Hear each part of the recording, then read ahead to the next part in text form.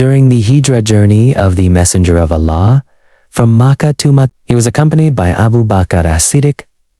May Allah be pleased with him. The journey was filled with caution, taking unfamiliar routes, under the scorching desert sun and enduring hunger. Yet, their faith in Allah's help never wavered. Along the way, the Prophet stopped at a simple tent belonging to a woman named Umm Ma Al-Khuza. At that time, Ma was facing severe hardship. A long drought had left her livestock weak, and she had neither food nor drink to offer her guests. With gentleness, the Prophet asked, "Do you have anything to eat or drink?" Ma replied, "Honestly, by Allah, we have nothing. If we had anything, we would not withhold it from a guest." Near the tent stood a skinny, weak goat, lagging behind the rest of the herd. The Prophet noticed it and asked, "Oh, Ma, what is the condition of this goat?" She answered, "It is too weak to go out grazing." The Prophet then asked, "Is it producing milk?" She replied in surprise,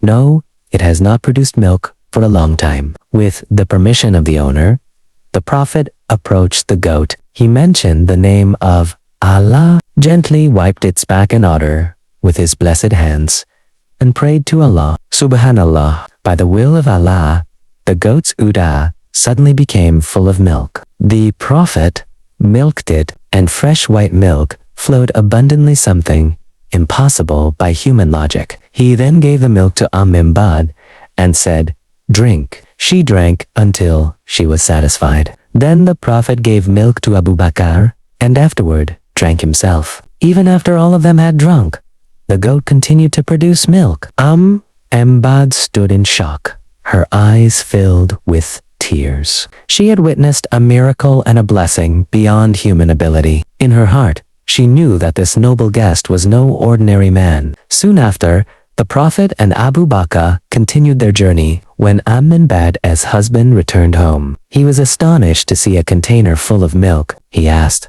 "Where did this milk come from?" "Our goat does not produce milk."